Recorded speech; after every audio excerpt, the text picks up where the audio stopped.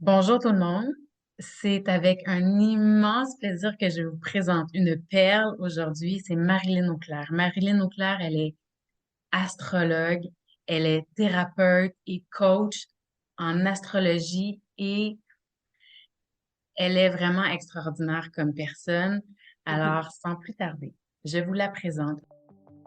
Bienvenue sur le podcast de Un monde organique. Mon nom est Nathalie Pellerin, naturopathe, coach et yogini. Chaque semaine, je vous partagerai un message ou un invité inspirant qui a pour but d'élever la conscience d'un point de vue de la santé du corps, de l'esprit et de la connexion à l'âme.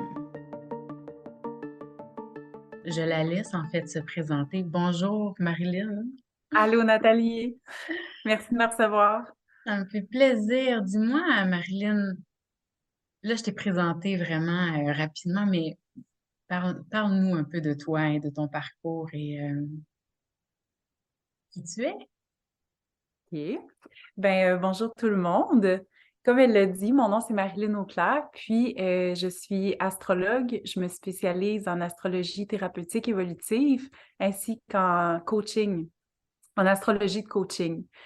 Ce qui fait que, pour résumer un peu ce que je fais, c'est que je fais de l'accompagnement puis du coaching en analysant la carte du ciel. Donc, dans une carte du ciel, on analyse vraiment selon le placement des astres à la naissance, euh, en fait, le fonctionnement de l'individu dans toutes les sphères puis dans tous les domaines de sa vie. Ça inclut beaucoup de subtilités. Puis, tout ça a commencé, mon aventure avec l'astrologie, euh, parce que je suis née dans une famille vraiment religieuse, puis tout ce qui était des arts divinatoires, c'était interdit. Puis un jour, c'est ça, mon père est décédé, et puis là, je me suis inscrite, quand mon père est décédé, je me suis inscrite à des cours en astrologie, puis je me suis rendu compte que la lecture de l'énergie, c'était une grande force que j'avais. Et puis, à travers mes études en astrologie, tu sais, j'ai fait comme plusieurs formations. Je me suis rendu compte que je faisais de la télépathie, puis une forme de télépathie d'une énergie scorpionique, ce qui veut dire que euh, je, je, c'est comme si mon cerveau, c'est comme l'empathie, dans le fond, tu sais, quand on ressent les émotions des autres, ça peut nous affecter, puis on s'en rend pas compte. Tu sais, souvent, les dons psychiques, on les ressent un peu comme des handicaps en début de vie, jusqu'à ce qu'on conscientise comment ils fonctionnent. Et puis moi, c'est la télépathie, fait que c'est au niveau des pensées des autres. Puis souvent, je me rendais compte que, tu sais, j'entends pas qu'est-ce que la personne, elle pense dans sa tête, puis je sais que c'est elle qui pense ça, tu sais, j'entends pas, ah, telle personne, elle pense ça. C'est comme si je suis poreuse à la façon de penser des autres. Ça veut dire que quand je suis avec quelqu'un, ben là, si la personne elle a des complexes ou elle a des tabous, ben moi, je peux les ressentir comme si c'était mes tabous ou mes complexes. Donc, je me suis rendu compte que ça m'avait affecté vraiment tout au long de ma vie. Puis là, j'ai commencé à faire des analyses dans ma carte du ciel. Et puis là, au fur et à mesure, vu que ma spécialisation, la deuxième spécialisation que j'étais allée chercher en astrologie, c'était thérapeutique évolutive. Donc, on prend en compte vraiment les instructions lunaires, donc comment on gère nos émotions, comment on ressent. Bien là, j'ai développé mes recherches avec les dons psychiques, puis là, je me suis rendu compte que j'avais une force, mais qu'il fallait que ce don-là, j'apprenne à le maîtriser, dans le fond. Apprendre à savoir les différentes textures, si ça m'appartient et si ça m'appartient pas. Et quand ça m'appartient pas, comment je fais pour gérer ces formes de pensée-là qui peuvent être intrusives. Puis, je me suis rendu compte vraiment, je pratiquais déjà, puis je me suis dit, bon, ben ce métier-là est parfait pour moi parce que je ressens, j'entends un peu les limitations des autres, tu sais. Ah, c'est magnifique, magnifique, magnifique. Puis là, ça nous, pardon, ça nous permet d'entrer en entrée de jeu, de se demander, ou plutôt de te demander dans comment, avec l'astrologie, t'accompagnes l'être vers son bien-être. C'est une question très large, mais tu sais, je sais que c'est très large, l'astrologie, pour Oui. avoir différentes incartées Ben, avec ça, etc. oui, ben en fait, ce que je fais, c'est que j'analyse vraiment tous les besoins, les défis, puis les désirs d'une personne, vraiment dans toutes les petites subtilités. Puis des fois, on a des besoins, puis des désirs qui s'opposent, par exemple. Fait qu'on vient conscientiser, c'est vraiment juste un exemple, on vient conscientiser qu'il y a deux besoins qui s'opposent, puis que c'est important de répondre aux deux, même s'ils sont complètement opposés, parce que très souvent, ce que ça fait quand on ne se conscientise pas, c'est que quand on répond à un besoin, on complexe parce qu'on ne répond pas à l'autre, ou on fait juste bloquer un des deux, fait qu'il y a un déséquilibre qui se fait, puis là, on a un mal-être, puis on ne comprend pas pourquoi, parce qu'il y a une sphère de notre personnalité qui n'est pas prise en compte, puis ça nous fait souffrir. Fait que dans le fond, j'analyse vraiment tous les différents personnages qu'on a en nous, leurs besoins, leurs désirs et leurs défis. Puis, puisque j'ai orienté mes recherches dans l'analyse des dons psychiques, on va conscientiser ces dons psychiques-là, puis on va les travailler parce que très souvent, je me suis rendu compte que des personnes qui sont plus empathes ont de la misère à savoir c'est quoi qui leur appartient, puis c'est quoi qui leur appartient pas, par exemple, puis ils ont de la misère par exemple, mettre leurs limites parce qu'ils ne sentent pas c'est quoi la limite entre eux et les autres individus. Aussi, par exemple, il y en a, ça c'est juste un exemple, mais ils ont leur lune en maison 12, fait qu'ils ont tendance à ne pas savoir c'est quoi leurs besoins de base. T'sais? Fait qu'on va vraiment conscientiser ça puis voir vraiment c'est quoi le réflexe qu'on a, par exemple, avec notre rapport à répondre à nos besoins. Est-ce qu'on les réprime? Est-ce qu'on fuit ces besoins-là? Est-ce qu'on prend soin des autres à la place de répondre à nos propres besoins? Fait que c'est vraiment dans une sphère de conscientisation que j'amène la personne à se considérer, puis ensuite répondre à ses besoins. Donc, si tu comprends bien, la personne va venir te voir, par exemple, et toi, tu vas questionner à savoir, à la base, c'est quoi les besoins, c'est quoi les désirs, qu'est-ce que la personne aimerait vivre dans sa vie ou dans une situation X. Et ça, d'entrée de jeu, finalement, tu te poses ces questions-là, la personne se livre à toi et si, par exemple, tu es dans une entrevue où là, ça concerne la carte du ciel. Tu vas faire la carte du ciel complète en gardant en tête les demandes et les besoins. Et après ça, si la carte du ciel, elle est déjà faite, toi, tu la connais. Donc, à ce moment-là, tu peux continuer à coacher selon les besoins, mais toujours en te référant à la carte. Est-ce que c'est bien ça que Oui, ben en fait, la personne n'a pas besoin nécessairement elle n'a pas nécessairement besoin de faire sa carte du ciel avant de venir me consulter. Elle pourrait juste prendre 1 heure de guidance avec moi. Puis elle m'explique les sphères de sa vie que, par exemple, ça se répète, je vis toujours la même chose, toujours le même genre de relation.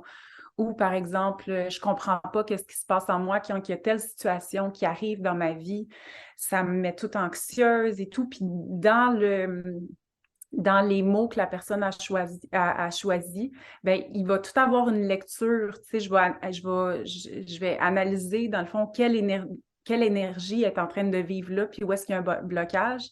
Puis c'est sûr que moi, avant chaque rencontre, j'analyse la carte du ciel. Il faut que je vais toujours avoir une idée un peu d'où est-ce que ça vient. Puis on va aller conscientiser, on va aller approfondir pour pouvoir justement faire que la personne se sente plus... parce que souvent, le pire sentiment qu'on peut avoir, c'est de l'impuissance. On ne sait pas quoi faire. Fait que quand on analyse ça puis qu'on met les mots sur l'énergie que la personne a vit, ben on peut amener des outils justement pour que ben, elle puisse plus se comprendre puis plus se prendre en main. Fait qu'il y a il y a la sphère guidance, mais c'est sûr que moi, j'encourage toujours à prendre la carte du ciel parce que c'est une séance qui est révolutionnaire. On comprend dans toutes les petites subtilités, dans toutes les sphères de notre vie, comment on fonctionne, c'est quoi nos besoins. Fait qu'il y a ces deux approches-là que j'offre. Exact. Et en plus, la beauté de ça, c'est que la carte du ciel, l'astrologie en tant que telle, c'est une façon, c'est un outil pour s'aider, pour apprendre à se connaître soi. Donc, non seulement on va apprendre à se connaître soi à travers un reflet de cette carte du ciel-là, évidemment, je veux dire, quand on se fait faire une carte du ciel, on se fait dire des choses qu'on sait déjà, qu'on a déjà pris Oui. conscience de qui on C'est est. bon signe. Mais c'est ça. Mais en plus de ça, fait que non seulement on apprend où est-ce qu'on est, pourquoi, qu'est-ce qui se passe dans chacune des maisons, mais non seulement ça, c'est que c'est un outil de propulsion pour la transformation. Donc, si moi, j'apprends à me connaître à travers ça, après ça, c'est plus facile de dire, ah là, je comprends maintenant. Ici, il y a un défi. Ou ici, il y a une transformation que j'aimerais créer. Alors, donc, toi, t'accompagnes, non seulement tu mets la table, tu dis, voici la carte, voici ta carte du monde, voici Oui. ton terrain de jeu dans lequel tu dois jouer dans cette vie-ci. Est-ce que ça concerne la vie-ci ou est-ce que ça concerne euh, l'état global de l'âme? Les deux, je te dirais, les deux. Tout dépend de, tu sais, parce que euh, on s'incarne dans un corps, donc ça reste dans cette vie-ci, tu sais. C'est toujours en évolution, c'est organique, hein, ça, ça change. Mais oui, il peut y avoir une certaine portion, si je peux dire, qui peut être abordée au niveau de qu'est-ce qu'on vient accomplir ou qu'est-ce qu'on est appelé à développer plus dans cette vie-ci. Tu sais, puis au début de la vie, c'est ce qu'on va voir aussi, c'est qu'on est appelé à aller rechercher des outils qu'on a la force, tu sais, qui sont naturels en nous. Puis après ça, on arrive, tu sais, comme vers la trentaine, qu'on ressent qu'il faut qu'on s'en aille de l'autre côté de ce spectre-là. Par exemple, si on arrive, ben, on va beaucoup voir ça avec les nœuds nord, là, les nœuds nord, les nœuds sud. Fait que le nœud sud, c'est un peu qu'est-ce que, qu'est-ce que tu as comme force déjà en naissant. Fait que là, au début, par exemple, si ton nœud sud il est en Gémeaux, ben, tu vas être vraiment comme dans la recherche, la curiosité, l'ouverture à l'autre, savoir c'est quoi les différents points de vue, les histoires, le savoir en général, là, très porté vers la curiosité. Puis après ça, le nœud nord, quand on en prend conscience, vers une trentaine, quarantaine d'années, on va se rendre compte que on va avoir besoin d'aller solidifier notre vision du monde, notre philosophie, notre éthique à nous. On va être moins dans... Fait que souvent, il peut y avoir un tiraillement si on s'en rend pas compte. Tu sais, on est comme, oui, mais moi, je veux comme ouvrir à tout le monde. Oui, mais ton défi, là, ce que la vie, elle t'apprend, là, c'est d'apprendre à te forger toi-même puis avoir ton propre point de vue, par exemple. Puis avec les dons psychiques aussi, avec nos aspirations, ça, c'est tout inscrit dans la carte du ciel aussi. Mais il n'y a pas juste ça, il faut considérer notre corps qui a des besoins, notre tête qui a des besoins aussi. Fait que c'est comme d'essayer de faire un espèce de bilan de tout ça, puis trouver qu'est-ce qu'on veut faire. Puis encore une fois, ça reste toujours en évolution. Wow! Là, j'ai plein de questions qui se bousculent dans ma tête. Euh, Peut-être pour donner une idée aux gens, euh, des maisons, en fait, de ce que ça représente. Donc, c'est quoi les thèmes qu'habite une carte du ciel, peut-être? Oui. Bon, on va commencer par ça. Ben, on peut commencer par ça. On a 12 maisons qui Oui. sont tous associées à des constellations, donc les signes astrologiques. Fait que la première maison, qui est la maison du Bélier, on va parler du jeu, de moi, de notre corps, puis de notre affirmation. Dans la maison 2, on va parler de notre valeur, nos talents, nos dons, puis la valeur de ces dons-là, puis comment on peut les faire fructifier. Ça, c'est la maison du taureau. C'est pour ça qu'on va souvent parler d'argent avec le taureau parce que le taureau a des talents qu'il veut développer dans le but de les faire fructifier pour cultiver un bien-être. On a la maison 3, qui est la maison des apprentissages, la curiosité et les relations avec les voisins, les frères et sœurs. La maison 4, puis la maison 3, c'est associé aux Gémeaux.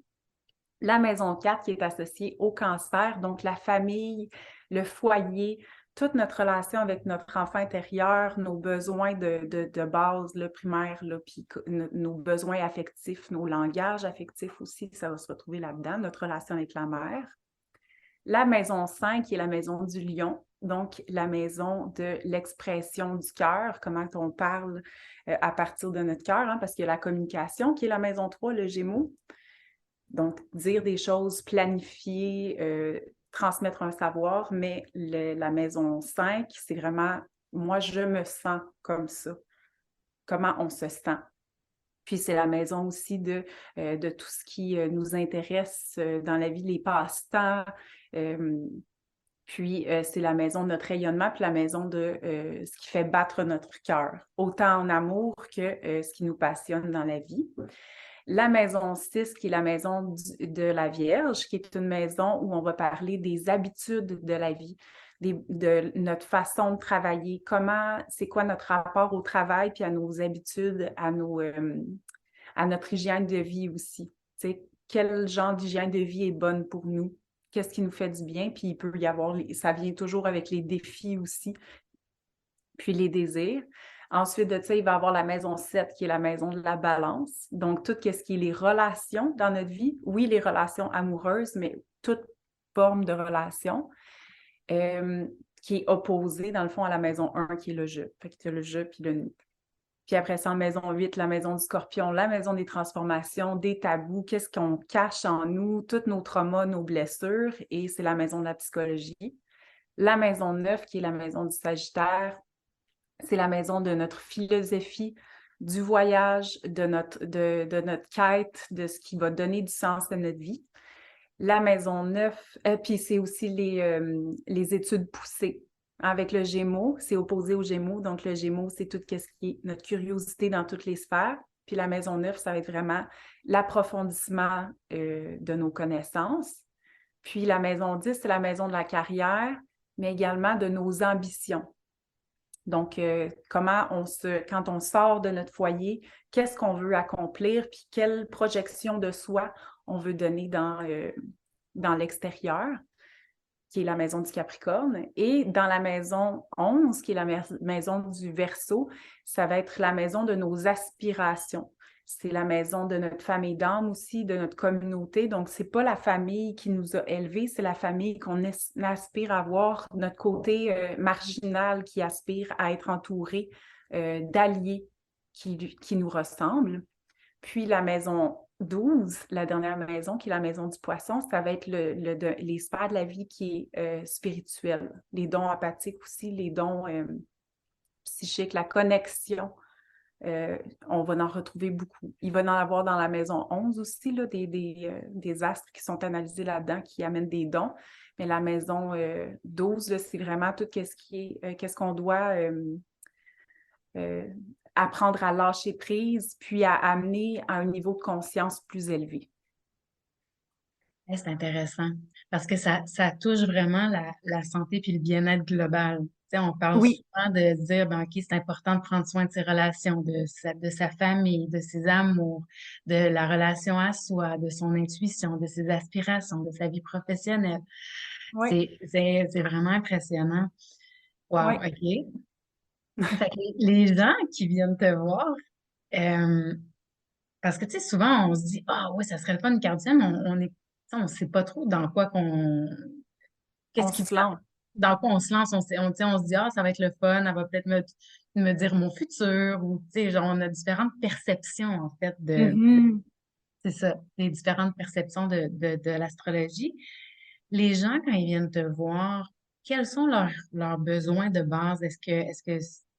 J'imagine qu'il doit y avoir des thèmes qui reviennent peut-être sur la mission de vie, sur la vie professionnelle, sur d'entrée de jeu quand ils viennent te voir pour la première fois, par exemple, ou Euh, Très souvent, celles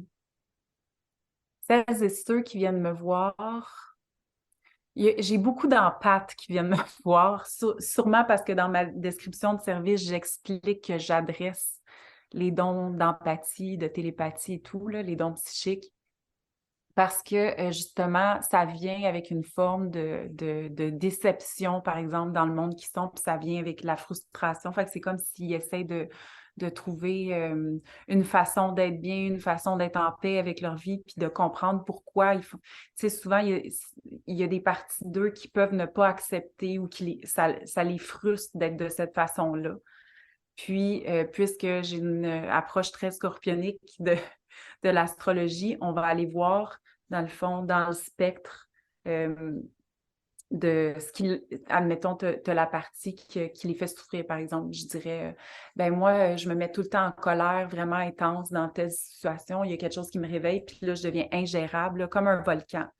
Ben là, on va aller voir tout le processus, qu'est-ce que ça amène de l'autre côté du spectre, quelle force ça peut amener. Puis on va comprendre, je vais faire comprendre, par exemple, à la personne que peut-être que c'est parce que c'est réprimé avant. Puis souvent, ce que je me rends compte des personnes qui viennent me voir, c'est qu'on ne s'autorise pas à être complètement nous-mêmes. Puis souvent, c'est comme si on a un mal-être parce que nos besoins sont pas comme ceux des autres, puis on essaye de rentrer dans le moule quand finalement, il faudrait juste accepter qui qu'on est, puis l'honorer, puis de s'aimer justement dans ces parties-là, qui va faire que on va travailler les qualités, nos qualités en nous. Puis quand on conscientise qu'on a des grandes qualités, on fait comme, ben là, tu sais, je lâcherai pas ces petits moments-là down, tu sais, où est-ce que je me sens comme pas bien dans ma peau ou que ça me fait souffrir, par exemple, parce que je sais que de l'autre côté de ce spectre-là, ça vient avec une qualité vraiment magnifique que pas tout le monde a. Fait que souvent, c'est comme des mal-être face au fait qu'on rejette certaines parties de nous-mêmes. C'est souvent ça que je vois. On rejette certaines parties de nous-mêmes, puis on cherche à être différent quand finalement, il faut juste accepter ça. Puis là, c'est fou les transformations que j'ai vues, là, le monde qui prennent des consultations avec moi, leur évolution au fil des années, que je vois faire des révolutions extraordinaires dans leur vie, où est-ce qu'ils ont passé d'avoir de la misère à communiquer, à prendre leur place, à abandonner leur emploi, se partir en tant qu'entrepreneur, par exemple, puis vraiment écouter c'est quoi qui leur parle, puis ils sont comme pleins de vitalité, tu sais. Incroyable parce que dans le fond, c'est ça, c'est que il y a tous les paradigmes des croyances de nos parents, des croyances de la société. Puis là, nous, des croyances de notre éducation, la petite école et de la société, de la communauté dans laquelle on évolue. Mais on a toute notre unicité à l'intérieur de nous qui fait en sorte que oui, on est différent par cette unicité-là. Oui, Mais souvent, peut-être que petit, on s'est fait peut-être bafouer parce que justement, il y a cette unicité-là qui est comme ressortie peut-être maladroitement, puis on s'est fait un peu rejeter. Puis on s'est dit, ben là, non, on peut pas, tu on sais, peut c'est pas pas. bien. On peut pas Oui, aller non, là, c'est non, dangereux. Alors là, on met ça, on cache ça, puis en bout de ligne, c'est un diamant, tu sais, c'est notre don, c'est nos dons, nos talents, là exact. où on rayonne le plus dans nos vies, dans notre travail, dans notre famille, Oui, etc., etc. Fait que là, dans le fond, ce que tu m'exprimes là, c'est que tu amènes ces gens-là qui arrivent avec ben, de l'insatisfaction dans leur vie oui, à trouver leur zone de, de rayonnement, à trouver qui ils sont réellement. Et tu fais ça à travers, la carte du ciel, oui, parce que tu leur nommes un peu, ben, en fait, tu leur nommes qui ils sont à travers ça. Fait qu'eux autres, ça leur donne des pistes. Puis après ça, tu peux aller les aider avec le coaching pour leur faire prendre conscience de qu'est-ce qui est en arrière. Mettons qu'on prend la oui, maison 1. Tu sais, pourquoi là, il y a un défi dans la maison 1? Là, je me situe ici. Comment faire pour arriver là? Alors là, le coaching vient t'aider. L'astrologie pourrait peut-être, est-ce que l'astrologie pourrait aider à ce niveau-là, de passer du oui. point A au point B, ou le coaching est plus, comment tu les Mais supportes, tu les accompagnes, les gens comme ça? c'est certain qu'avec l'astrologie, j'ai appris à mettre des mots sur les différentes énergies. Puis, par exemple, si quelqu'un vient me voir puis me dit, ben moi, je vis constamment l'abandon. Tout le monde m'abandonne, tout le monde m'abandonne. Ben là, c'est sûr que, tu sais, j'intègre des sagesses euh, alchimiques là-dedans, dans le sens où on veut se transformer. Fait que si tu te fais on conscientise, j'explique l'énergie, comment elle fonctionne, par exemple. Puis là, si tu vis constamment l'abandon, ben c'est parce que toi, tu t'abandonnes. Fait que l'abandon t'habite.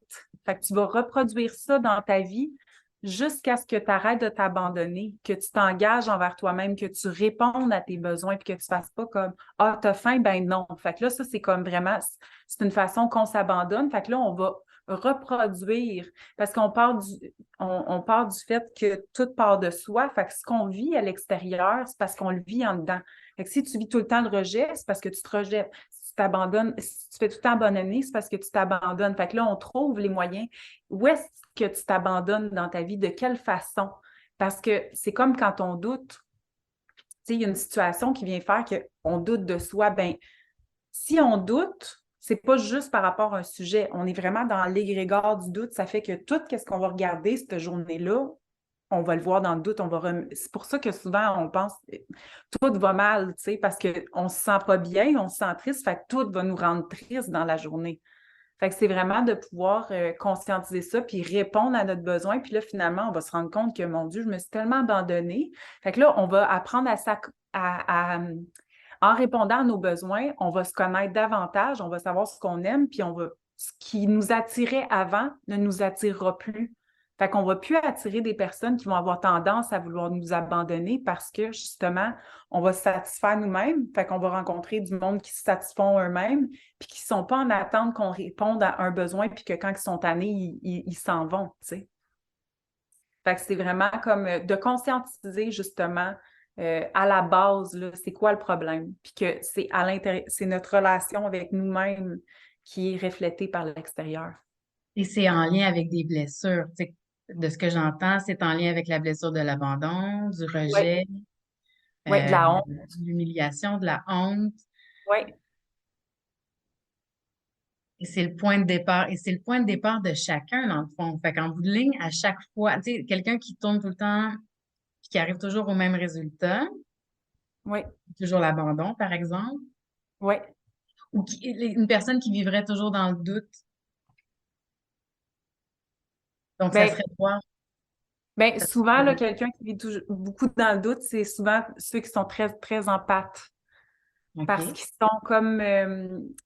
il y a plein de formes d'empathie, comme la télépathie, ça en fait partie, mais c'est parce que la limite entre l'être puis les autres est pas claire. C'est comme si on sent tellement les autres que même leur forme de pensée vient nous, nous affecter. C'est comme intrusif, tu sais. Fait que là, c'est comme si on a notre vision du monde, puis là, il y a la personne en face de nous qui n'a pas la même vision du monde que nous. Puis souvent, le doute, par exemple, dans les relations toxiques, on va souvent voir ça parce que, justement, c'est comme si on a vu que notre esprit est très poreux, notre être est très poreux, là, on va sentir l'autre, sa vérité, comme si c'était la nôtre en même temps que notre vérité à nous. Fait que là, ça va être comme, ben là, je sais plus, là, sur quel pied marcher. Puis ça peut être comme super envahissant. Tu sais, le doute, c'est une des choses les plus, où est-ce qu'on peut se sentir le plus impuissant, tu sais, quand on ne sait pas quoi faire, tu sais, quand on ne comprend pas que, ben, tu sais, je veux bleu, mais en même temps, je veux rouge, puis là, en même temps, c'est quoi qui est mieux pour moi, puis tous les questionnements, ils viennent, puis il n'y a jamais de réponse. Fait que c'est comme de revenir à la base, tu sais, de... Le doute, c'est vraiment quand on ne se fait pas confiance, tu sais, puis qu'on s'autorise pas justement à avoir un point de vue, puis que ça ne cassera pas notre lien avec les autres, tu sais. Souvent, c'est ça, il y a le doute puis les limites personnelles sont interreliées, je te dirais. Ah ouais, c'est exactement ça, c'est beau. C'est ça, dans le fond, c'est de rentrer en soi pour dire, mais qu'est-ce que je veux vraiment Oui, déjà? Puis après ça, comment je peux mettre mes limites avec cette personne-là sans nécessairement dire blanc ou noir? oui. Est-ce que, tu sais, est-ce que cette personne-là sort de ma vie complètement, par exemple, ou est-ce que je lui dis telle affaire? C'est juste de dire, déjà de prendre conscience de qui on est. Donc, toi, tu peux accompagner parce que des fois, on a beau essayer de rentrer en soi. Si on est tout le temps teinté de, par exemple, là, on a donné l'exemple d'une autre personne que l'on sent beaucoup, Mhm. difficile d'aller identifier. Donc toi, à travers le coaching et à travers aussi l'astrologie, tu es capable justement d'aller aider la personne à vraiment identifier ce qui appartient à elle et ce qui appartient à l'autre pour être capable éventuellement de dire, OK, ça c'est à moi, ça c'est à toi. Maintenant, est-ce que je comprends C'est bien? ça. Oui, ben tu sais, c'est drôle, hein, parce que l'astrologie, c'est à la base, c'est une science, tu sais. Puis je ne mettrais pas ça dans la catégorie des arts divinatoires. Par contre, on le fait un peu sans, tu sais, il y a comme une partie de viens me dire c'est quoi mon avenir, puis c'est quoi qui se passe avec moi, tu sais. Mais moi, comment j'utilise vraiment l'astrologie, c'est que en aidant la personne à conscientiser ce qui se passe en elle, ça va être important pour moi d'apprendre à la personne à prendre ses décisions, à apprendre à prendre ses décisions, puis à savoir comment ça fonctionne, comment tu vas être capable d'accéder à son soi intérieur, là, pour ressentir quand c'est oui puis quand c'est non. Puis souvent, son corps va réagir d'une façon différente quand il est d'accord avec ça ou pas d'accord, par exemple. Puis ça va être ça mon but, plutôt que de mettre les mots dans dans la tête de l'autre, parce que tu sais, souvent, je commence mes séances en disant ce que je vais dire. Je vais le dire comme une affirmation, mais prends-le comme un questionnement, parce que c'est comme une espèce de voyage. Puis le monde de l'invisible, le monde de l'énergie, ça fonctionne pas comme le monde de la matière, dans le sens où la vérité, elle est en constante évolution. Pas comme 1 + 1 = 2, puis quand tu arrives sur le mur, ben là, tu es sur le mur, puis tu peux pas passer à travers. Mais la vérité dans le monde de l'invisible, c'est notre vision du monde, puis c'est nos paradigmes, fait que ça change, c'est toujours en évolution, puis selon moi, ce que je dis, tu peux être en accord 2 semaines, puis après ça, changer d'idée, puis ne pas être en accord. L'important, c'est que tu fasses un voyage, puis que tu apprennes à faire comme, oh, ça me fait un drôle de sentiment, puis c'est d'apprendre à mettre des mots là-dessus, puis de se faire confiance. Parce que très souvent, ceux qui sont très empathes, ils n'ont pas la même euh, habilité avec le monde de la matière. Fait que, tu sais, admettons le taux de risque ou le taux de chance que ça arrive, mais ils ont une intuition qui va leur dire, tu sais quoi, passe pas par là. Là, mais oui, mais ça fait pas de sens de passer par là. Fais confiance à ton intuition. Souvent, les empathes ont plus de chances de succès quand ils se fient à leur intuition, parce que justement, ça les guide pour plus, tu sais, pour plus tard. Fait que, qu'est-ce que je voulais dire avec ça? Je me suis comme un peu emballée, là. Mais c'est ça, ah oui, c'est le pouvoir personnel, dans le fond. Tu sais, mon objectif, là, c'est de vraiment donner l'opportunité à l'individu, en se comprenant, puis en voyageant dans son intérieur, à apprendre à se faire confiance, puis à développer son pouvoir personnel, son autorité. Moi, je dis non à ça. Ça, pour moi, c'est non. Ça, pour moi, c'est oui, puis d'apprendre à s'encourager, à jouer dans son équipe, tu sais. Ah, c'est beau. Puis là, tu parles beaucoup d'empathie, fait que là, j'ai comme vraiment envie de te demander une petite définition pour ceux qui nous écoutent puis qui ont envie de voir si eux, ça résonne avec eux. Ben, mais-en. Ben, mais-en, parce que très souvent, c'est parce qu'on ne sait pas comment c'est que. Puis là, tu t'apprends sur l'emploi, tu fais, donc, moi, je suis de même. J'aime bien donner l'exemple par exemple, il y a un vernissage quelconque de peinture, voilà, dans une galerie. Puis là, dans cette galerie-là, il y a 60 personnes. Puis on va imaginer que cette galerie-là, c'est un aquarium rempli d'eau. Puis les émotions, là, ça circule à travers nos liquides. Donc, dans cet aquarium-là, il y a les émotions d'absolument tout le monde. Bien, un empathe, là, va arriver dans cette galerie-là, puis va se faire submerger des émotions de tout le monde. OK? Fait que là, il va sortir de cette exposition-là, par exemple, puis il va se sentir vraiment fatigué, fatigué, fatigué. C'est comme si la seule chose qui ferait du bien, c'est de prendre un bain. C'est comme si on ressent les émotions des autres, puis on ne sait pas pourquoi qu'on se sent comme ça. Voyons, il est comme, pourquoi je suis en colère, puis on ne sait pas pourquoi, on ne sait pas d'où est-ce que ça vient. Pourquoi je pense à ça? C'est quoi? Mais souvent, ça va être une obsession de quelqu'un d'autre ou une émotion de quelqu'un d'autre qu'on va avoir intégrée parce qu'on est poreux.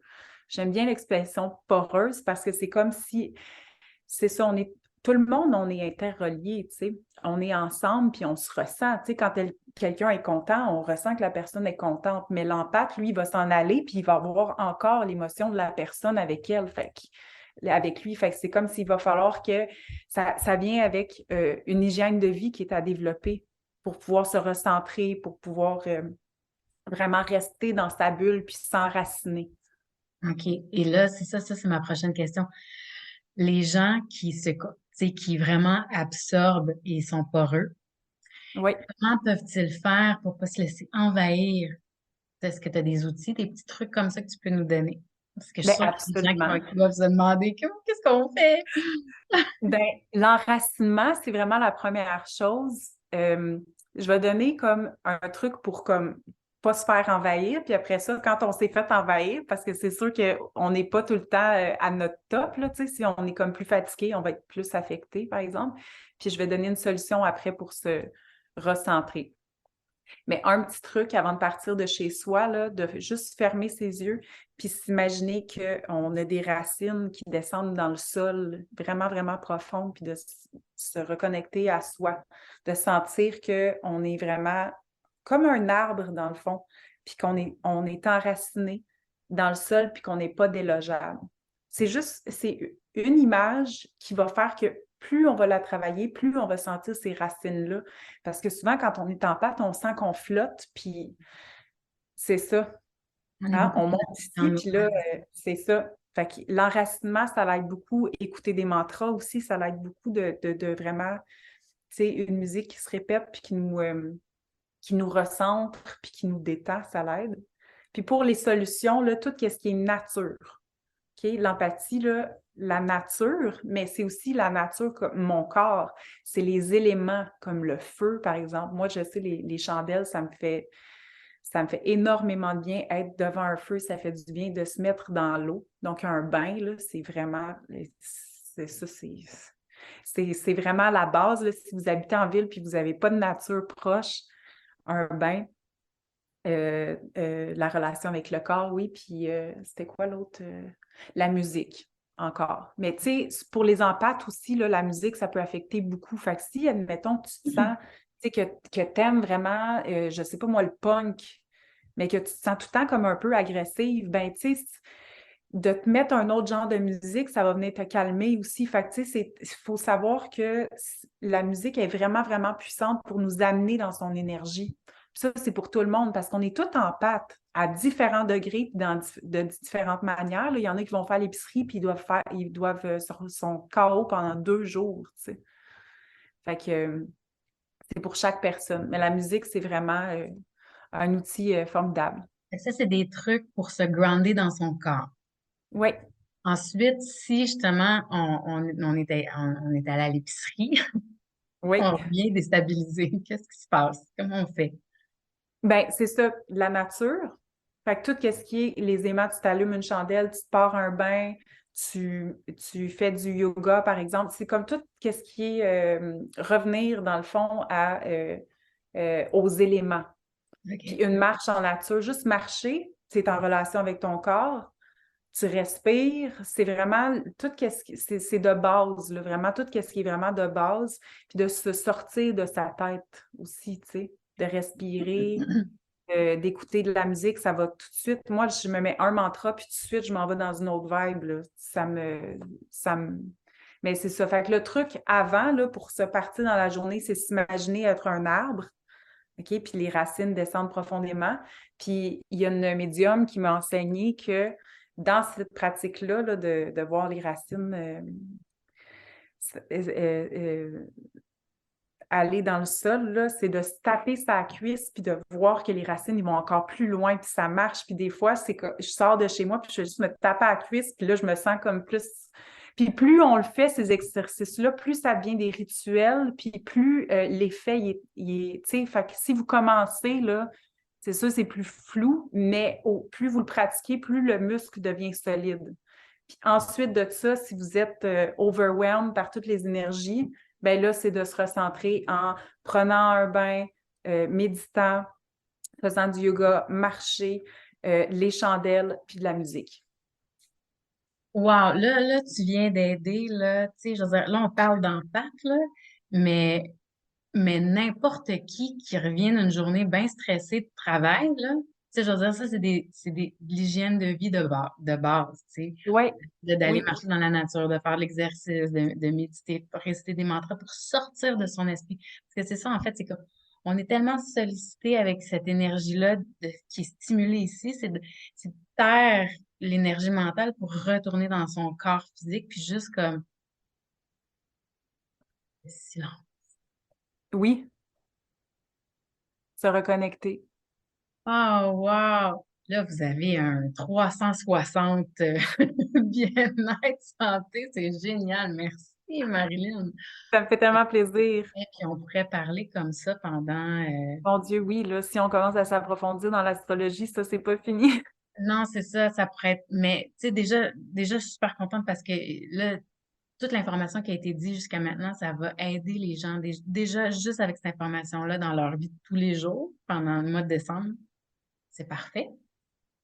Et j'ai envie de te demander, Marilyn, tu sais, comment, les gens peuvent te trouver? Comment tu peux les aider? Est-ce que tu as des programmes? Est-ce que tu fais de l'individu? Tu sais, on sait que tu fais des quarts du ciel, tu fais du coaching en individuel, tu as un groupe Facebook où les gens peuvent justement aller connecter avec toi régulièrement. Tu peux nous en parler un peu plus?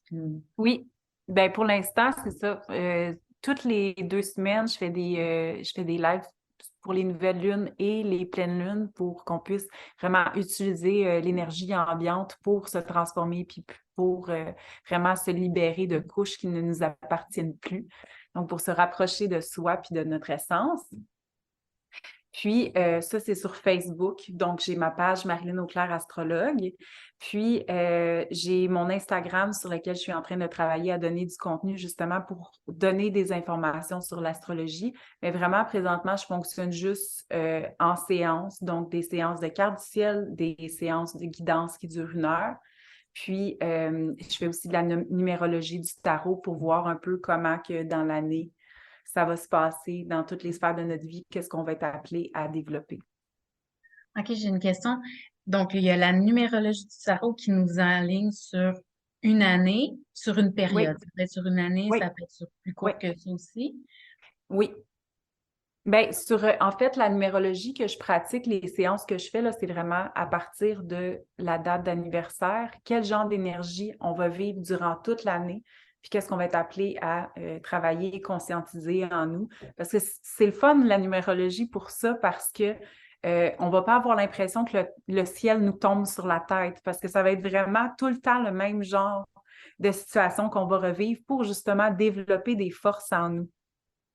Fait que c'est ça, c'est comme une numérologie de l'année que je OK. fais. Et la carte du ciel, on fait ça une fois dans sa vie ou on fait ça régulièrement à chaque Euh, année? Moi, je vous dirais, une carte du ciel, là, c'est bon de le faire. Tu peux le faire plusieurs fois dans ta vie avec différents astrologues parce qu'on a vraiment tous et toutes des approches qui sont complètement différentes. Moi, j'adresse vraiment, là, tu sais, si tu te sens pogné dans ta vie, si, tu sais, tu sens que tu vis avec un costume, si tu n'as plus de vitalité, là, ou si tu te sens frustré, moi, on va enlever des couches pour que tu te reconnaisses. Mais il y en a d'autres qui vont vraiment travailler plus ils vont approfondir plus dans la sphère carrière, par exemple, ou comment développer ton succès, tu sais. Moi, c'est vraiment ton être, là, comment tu veux le faire rayonner, tu sais, puis là, on va aller dans toutes les sphères. Puis la gestion de nos émotions aussi, c'est à la base, là, mais c'est ça. Fait que moi, je trouve ça le fun d'aller voir différents astrologues, mais avec moi, tu le fais une fois ta carte du ciel, puis après ça, tu prends des séances pour justement conscientiser, Pour évoluer dans... approfondir ta libération, finalement. Exact. Wow, merci Marilyn pour toute cette information. Merci. Fait que les gens, je vais tout mettre l'information sous les vidéos, sous les audios.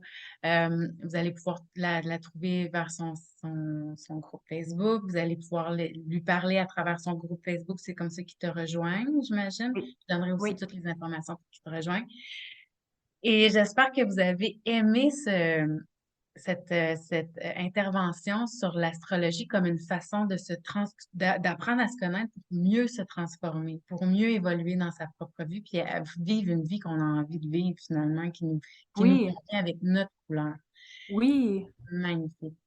Alors, je vais terminer sur ça. Je te remercie et je Merci te à toi. rejoins. Merci. De l'autre côté. Merci. Bye tout le monde.